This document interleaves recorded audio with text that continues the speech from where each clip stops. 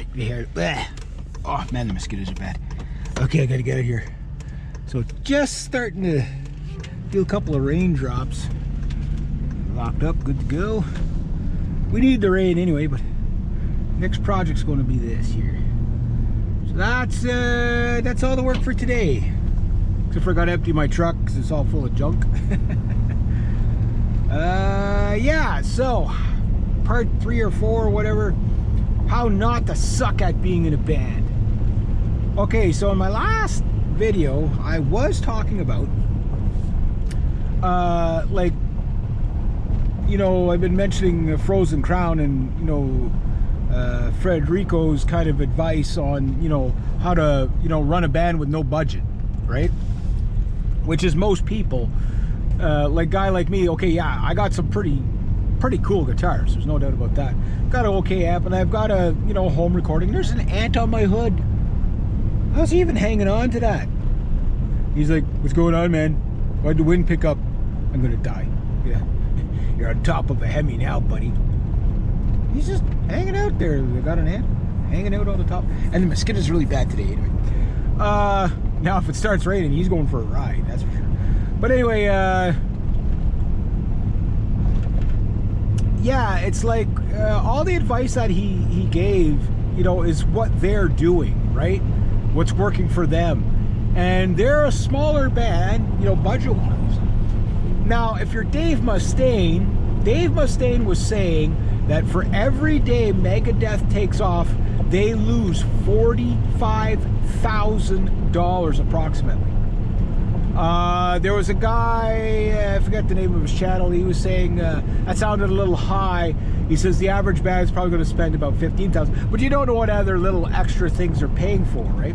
So when Megadeth takes a day off, they lose potentially $45,000. Hopefully all the mosquitoes got sucked out before the rain.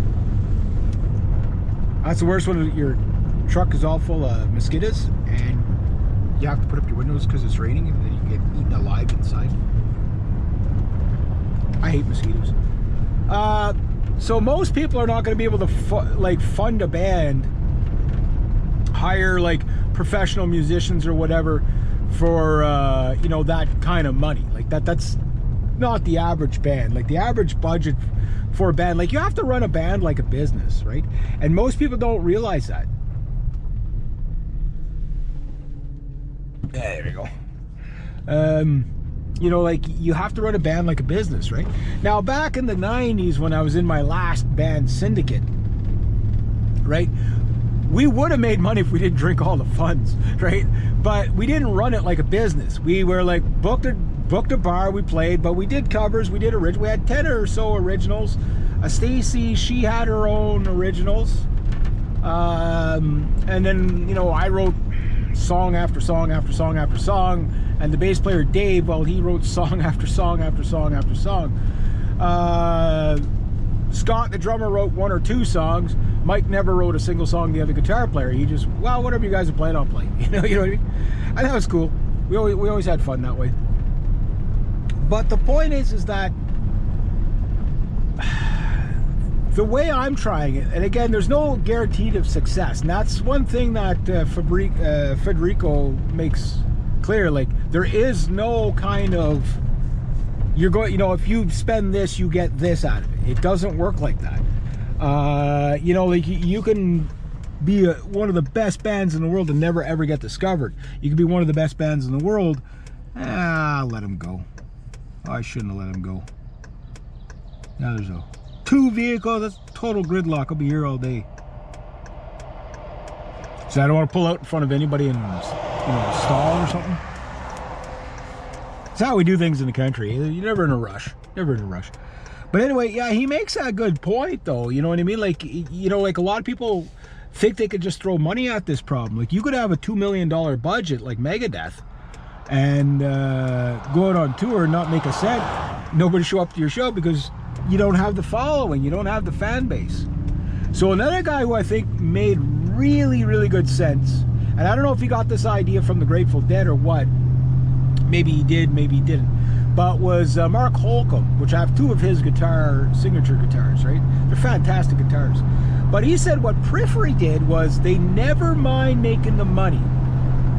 What they worked on was just build the fan base. You know, like get the fan base first. Everything else comes in after.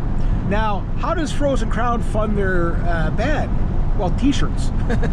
You know, that's why they're always plugging their t-shirt, you know, their merch, you know what I mean? They get a lot from that. So that probably funds a lot of their stuff. And then now that they've got, you know, like more leeway, because they probably have more people investing in them as well, you know what I mean? It's like, hey, we'll help you play this here mini tour or whatever. You cut us in for X, Y, Z %, right? Visions of Atlantis, Clementine Delaney, like she basically runs the entire band. That's her band. You like, she's the boss. She's the one who basically calls the shots, right? She funds everything. She works the budget. She hires and fires whoever she needs to, right? And it's a weird concept for most people, because most people don't start bands that way.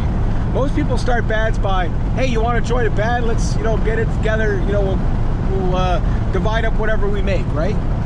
Bar band stuff, right? Bar band's pretty easy, because bar band, you don't have to have a following. You just have to show up where people want entertainment, right? Which has its fines and its vices, you know, which we'll discuss in maybe other videos. Good timing. I just finished that. It's just starting to rain. Look at that. Total 4 vehicles. Total gridlock. That's craziness. Madness. Madness on the road. And there's a vehicle behind me. 5 vehicles in one area. That's crazy. That's just nuts. Yeah, so looking at your band from a business point of view is totally different than, hey, I want to make it big. Hey, I want to be popular. Hey, you know what I mean? Like, it's a total different way to do it. Now, some of the things I'm going to try is the KISS method. Is one thing KISS always said, whether you like them or not is not the issue here. I grew up with them, and you know, I saw them with the makeup, without the makeup, Hot in the Shade, and for the Blues Fest, which they were very, very, very blues, obviously. I saw them with the makeup, and they put on a fantastic show.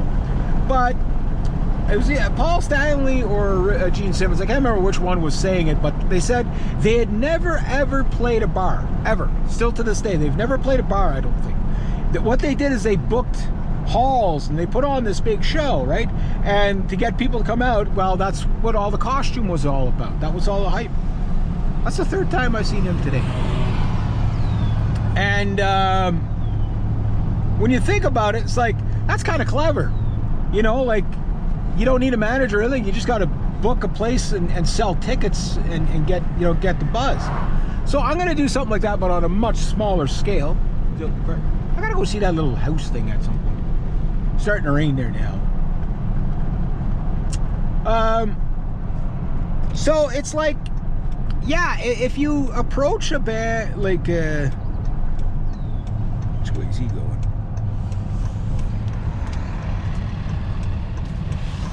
You approach like a band as a business, opposed to, you know, trying to make it big. You might not need all the supporting things that you think. You might not need the manager. You might not need the bookie. You might not need the, you know, the makeup artist, all that stuff. You know, not that I'm going to need makeup, but, you know, there's costume, wardrobe, stuff. The bigger your show gets on. But the bigger the show is, the more people you have to get involved, right? And the more elaborate your show is, the more buzz and revenue you could probably generate. I'll talk about that in the next video.